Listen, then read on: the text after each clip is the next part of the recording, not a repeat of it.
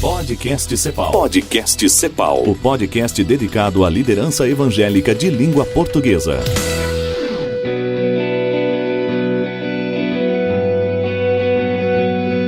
Muito bem-vindos ao Podcast Cepal. Esse é o programa de número 12. Tô aqui no 42º Encontro Cepal com o nosso aquário de ideias, recebendo gente muito especial que está fazendo diferença no reino. E hoje, nesse programa, eu tenho o prazer de receber Davi e Selma Salles, missionários da Cepal em Brasília, que também trabalham com a questão do discipulado e da mentoria de casais. A gente falou recentemente com o Marcos e a Rosélia, que estão no Nordeste, e o Davi e a Selma estão no Centro-Oeste fazendo esse trabalho, que é um trabalho multiplicador também, que não está só fechado no Centro-Oeste. Sejam bem-vindos ao podcast. Prazer nosso. E uma pergunta que eu tenho feito para todo mundo que passa por aqui é como vocês se descobriram nessa caminhada de trabalho com casais, né? Cada um pergunta de acordo com o seu ministério, mas como que vocês entraram nessa, perceberam a necessidade e resolveram atender essa necessidade durante a caminhada de vocês? Bom, na verdade, esse processo começou quando nós, ao longo da nossa história de casamento, conseguimos detectar as nossas próprias dificuldades e, com isso, através de longos anos, nós conseguimos um apoio, discipulado, algo que nos ajudou no nosso casamento. Então, começamos a pensar a respeito dos casais líderes e principalmente casais pastorais. Então, foi assim um processo de maturação para a gente chegar nesse projeto. Começamos assim, timidamente no contexto de ainda estar num processo de restauração, de cuidado no nosso próprio casamento, na nossa própria família, mas especificamente há uns 5, 6 anos, a gente de fato concretizou que era algo para qual Deus estava nos chamando nesse contexto. Eu diria que foi em 95, quando a gente percebeu, já no pastorado, uma crise no casamento. Quem percebeu, na verdade, foi Selma. Vocês eram pastores de igreja local. Exatamente. Então, pastores de igreja local, mas tínhamos um grupo de discipulado de pastores. Nós discipulávamos pastores. Integramos em 93 um grupo de pastoreio de pastores. Em 95 percebemos a crise no casamento, e aí foi quando buscamos o apoio de um colega nosso, de um amigo pastor. Ele sabia de mais 4, 5 casais que também estavam em crise no casamento. Todos pastores. Nos reunimos em Pedra Azul, no Espírito Santo, para um tempo de cuidar dos nossos casamentos. Então a gente vivenciou isso, esse pastoreio, vivenciou essa mentoria, esse discipulado, e por ter vivenciado, a gente começou a oferecer isso para outros casais pastorais e hoje também casais nas igrejas. E uma coisa legal da Cepal, né, que a gente tem percebido em todos os missionários, na verdade é um dos valores da Cepal. Quando a gente trabalha com a liderança, a gente está multiplicando isso e fazendo com que isso atinja muito mais gente indiretamente até, né? Então, num evento como esse, a gente tem aqui 1.500 pastores e líderes, mas as igrejas que são atingidas por uma ação como essa são muito grandes. E vocês perceberam isso também dentro do trabalho da mentoria e do discipulado, né? Que vocês, trabalhando com líderes, vocês conseguem ter casais e famílias mais saudáveis debaixo desses líderes também. Como é que funciona a questão da mentoria de vocês com a liderança? Então, a demanda é muito grande. E a gente percebe, na medida em que vão chegando os contatos e por onde a gente vai andando, a Selma e eu não somos capazes de poder ajudar essas pessoas. Há muita gente pedindo socorro para o casamento. Então, todo projeto, ele se fundamenta nessa multiplicação. A gente forma casais mentores para ajudar pastores no pastoreio de outros casais. Então, é um processo de formação. A gente passa aí por 4 módulos e nesse período de capacitação eles vivenciam pastoreio discipulado, recebem ferramentas para depois fazer isso. Então, sem isso, o ministério de fato não vai caminhar. Porque a gente trabalha, por exemplo, com uma igreja ou igrejas em determinada cidade. Formamos aí a cada 3 ou 4 meses um final de semana em que a gente então trabalha toda essa questão dos módulos, da introdução e tudo. Eles vivenciam nesses intervalos entre as nossas idas a esse local e então depois eles são credenciados ao final para trabalharem na igreja local. gente estava conversando antes aqui que existem muitos eventos para casais, existem muitos cursos e treinamentos para casais, mas essa questão da mentoria, do acompanhamento, do discipulado é uma fraqueza ainda da igreja, né? Como é que vocês identificam essa situação na igreja brasileira? É exatamente aí onde a gente está entrando. A gente não quer reinventar a roda. Então tem os eventos e as igrejas são fantásticas na organização desses eventos. A gente vai ministrar em eventos, retiro de casais, mas não é a nossa praia. Os cursos que são dados, Universidade da Família, Escola Conjugal, Casados para Sempre, são cursos fantásticos. Nós também temos cursos, mas não é a nossa praia, não é a nossa corrida principal. Aonde existe uma demanda muito grande é de pastoreio. Pastoreio implica em acompanhamento. Então não basta simplesmente a pessoa vir, abrir o coração, receber ali uma palavra, uma oração. Ela precisa de um acompanhamento. E discipulado é isso, é esse acompanhamento, é esse relacionamento, é essa vida na vida. E a proposta do casal mentor é fazer esse acompanhamento. É um casal que vai discipular um outro, um grupo de casais. Normalmente é um grupo de 3 a 4 casais. E isso acontece tanto no grupo, com reuniões semanais, como acontece também fora do grupo. Então no grupo a dinâmica é há uma interação, mas fora do grupo existem questões que os casais não abrem no grupo, mas vão abrir com o casal mentor fora. Então essa é a dinâmica. Entendi. Então existem encontros entre esses casais juntos que fazem uma prestação de contas, uma conversa, um aconselhamento mútuo. Exato. Por ser um discipulado, não é, a gente fala que ensino que não se pratica não é discipulado. Os casais que entram no grupo, o foco não está no conteúdo. Existe módulo, existe um tema, existem áreas que levam os casais a crescerem, mas por isso mesmo que nós usamos o paradigma de discipulado, porque discipulado para nós é esse relacionamento comprometido que a gente vai desenvolver com esses casais que estão sendo discipulados para o casamento. Tem prestação de contas, conteúdo, cada casal, cada cônjuge tem um material, eles leem, estudam em casa. Quando vão para o grupo, a ideia não é aprofundar o tema, não é discutir o material.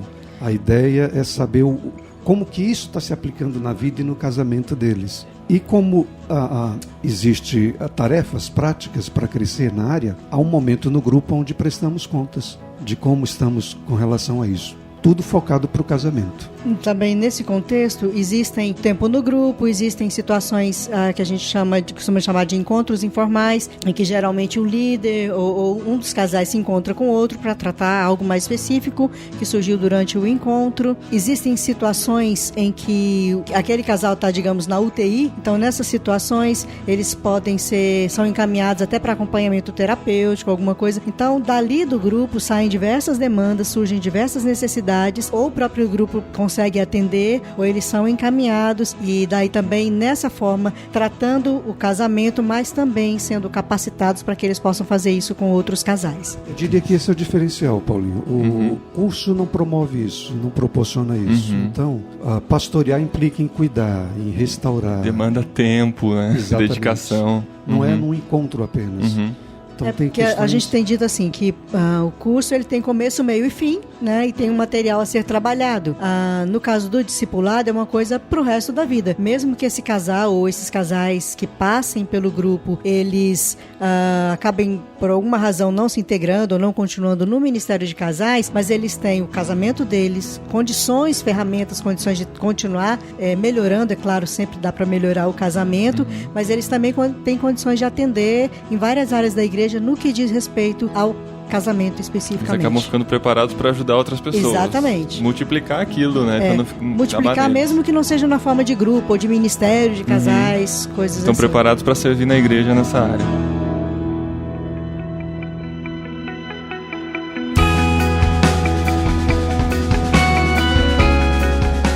Vocês têm trabalhado também com casais de pastores e líderes. Quais são os maiores problemas que um casal de pastor enfrenta hoje em dia? Vixe. Eu diria assim, que um primeiro problema que eu colocaria, o pastor não reconhecer que ele tem problema, Isso o que acontece? ele precisa...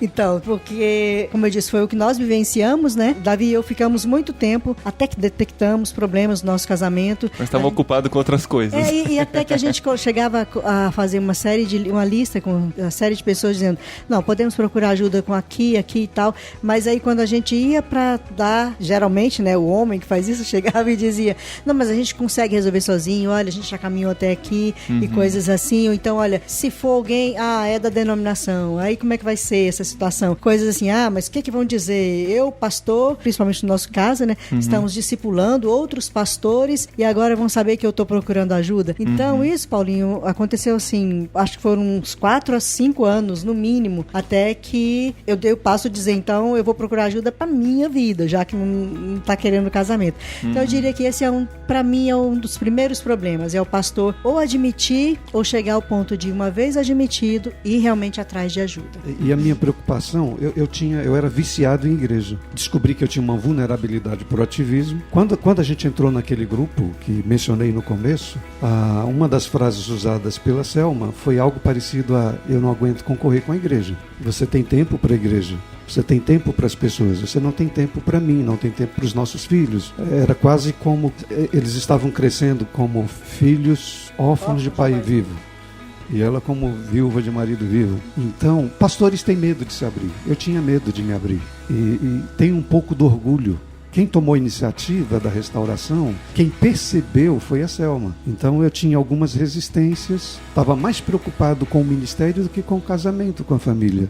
Eu agradeço pela crise que veio, primeiro para a Selma, e consequentemente me atingiu, e pela iniciativa dela. Ela foi proativa em dizer, eu vou buscar. Eu não tive outra opção para dizer, eu também vou atrás. E quando chegamos nesse grupo, que era um grupo fechado, num hotel, lá em Pedra Azul, no Espírito Santo, eu percebi todos os demais casais pastorais, todos eles pedindo socorro. Então começou com isso. E depois Deus foi me incomodando, foi colocando uma inquietação dentro de mim para dizer, existem muitos outros. Então, eu diria assim que um outro problema então quando pastor ou um líder chega nesse ponto de até admitir que ele precisa de ajuda, que o casamento precisa de ajuda, que se não encontrar isso vai acabar tudo, é olhar e ver no universo em que ele está, quais são as pessoas que estão prontas, tanto em termos de capacitação, quanto em termos de entender essa necessidade e se colocar ao dispor para ajudar, para caminhar com.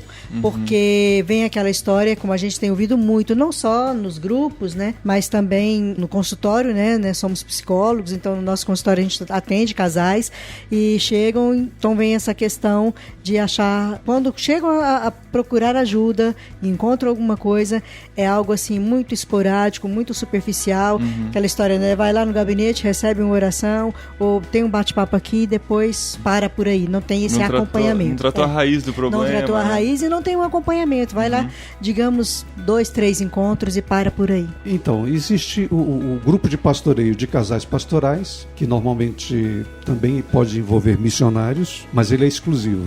É exclusivo e é fechado, exatamente para não inibir o pastor ou a esposa do pastor nessa abertura. Se você mistura com outros casais, a experiência tem mostrado para nós que não flui. Então ele é exclusivo. Existe esse outro grupo, onde nós treinamos os casais, são chamados casais mentores, que vão vivenciar discipulado e pastoreio e ser treinados para fazer isso com outros casais na igreja. Mas existe também o retiro de renovo conjugal. O retiro de renovo é uma espécie de internação. Então, seja casais pastorais ou casais da igreja, eles são convidados para passar uma semana conosco. Normalmente é num hotel, é num local retirado, e ali eles fazem uma avaliação do casamento, vão identificar quais são as principais demandas. Dentro da semana vão ser orientados e mentoriados em como fazer os ajustes, e eles saem de lá com um projeto conjugal. O retiro é também para proporcionar um momento de desestressar, um tempo mesmo de renovo. Então tem descanso, tem o lazer, tem psicoterapia, algumas ferramentas. Como a gente trabalha na psicologia dentro de uma abordagem sistêmica,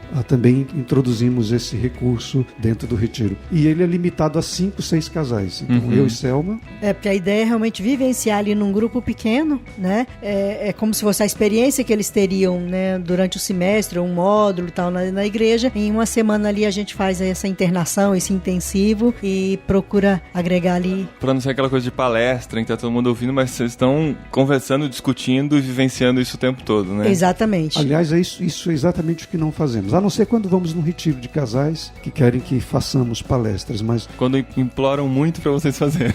A gente sempre, quando somos convidados para falar em encontros de casais ou congresso de família, a gente sempre coloca, olha, a gente, não é o nosso foco, mas, e mesmo sendo palestra, a gente sempre tira um tempinho para colocar os casais, para ficar ali, que seja 10 minutos, para conversar entre si, porque essa é uma grande necessidade, ter tempo para conversar, tanto o casal, né, entre si, quanto o casal com outros casais. Essa tem sido um diferencial e algo que a gente tem visto que eles estão clamando por isso. A gente tem trabalhado muito com os princípios da educação para adultos dentro da andragogia. Então, foge muito a esse paradigma de curso, de palestras. É bem vivencial.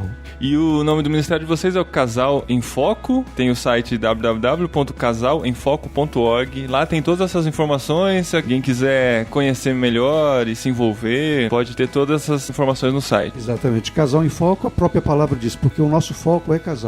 E a gente entende que se o casal for pastoreado, que se ele receber o cuidado que precisa, se ele for instrumentalizado para entender o casamento, viver o casamento, então tudo que a gente faz é muito prático para capacitar esse casal. A gente crê que se isso for bem feito, se for realizado, a família vai ser saudável, vai se tornar saudável. E, consequentemente, a igreja vai ganhar com isso, né? E como todo trabalho de missionário da CEPAL, vocês não estão presos em uma denominação. Isso é interdenominacional e vocês trabalham com quem estiver precisando de ajuda. Exatamente. Atendemos a todos que procuram sem essa bandeira, sem esse rótulo denominacional. Aliás, já recebi até um convite de um casal, nós recebemos um convite de um casal de uma igreja católica. A igreja católica desenvolve um trabalho com casais e queriam, olha, dá para vocês levarem o projeto para lá? Uma coisa que a gente está estudando e... Por que não, né? Por que Exatamente. não transformar a vida, trabalhar na vida de outras pessoas? Existem algumas situações também em que o casal, ele não necessariamente tem que ser um casal de cristãos. Ou, às vezes, o cônjuge, né, os dois, isso que eles podem entrar, né? para entrar no grupo, né? Eles podem entrar... Precisa. Exato. Para entrar no grupo, depois que os casais são capacitados, então, quando abre o grupo na igreja, existem situações de casais que não são cristãos, e aí dentro disso daí, porque no módulo também tem um dos seminários que a gente apresenta, que é a capacitação desses casais mentores para também trabalharem o evangelismo desses casais. O projeto, Paulinho, está em João Pessoa, na Paraíba, tem um grupo de casais pastorais lá e outros casais sendo treinados. O projeto está lá em Porto Alegre, está em Minas Gerais, na cidade de Passos, chegou para São Paulo, Ribeirão Preto, está em Diadema, São Paulo, está em Brasília, e vários lugares estão abrindo aqui. Então são pessoas que foram capacitadas pelo projeto para... Algumas já capacitadas, outros em processo de capacitação. Para multiplicar isso e levar para onde tiver necessidade. É chegar até 2020 com 500 casais mentores no Brasil. A gente quer levantar uma geração de casais mentores, discipuladores. Que joia! Parabéns, gente, pelo trabalho de vocês. Mais uma vez, quem quiser mais informações, casalemfoco.org, e também tem o e-mail, mas acho que pelo próprio site tem as formas de contato lá, né? Tem várias informações. Muito bem, parabéns, Deus abençoe, e precisando de ajuda, conversa com o Davi e com a Selma, que eles vão te ajudar aí. Estamos à disposição. Era uma alegria. Até o próximo programa, então, do Podcast CEPAL, pra gente conhecer mais gente interessante fazendo coisa interessante pro reino. Até lá, gente.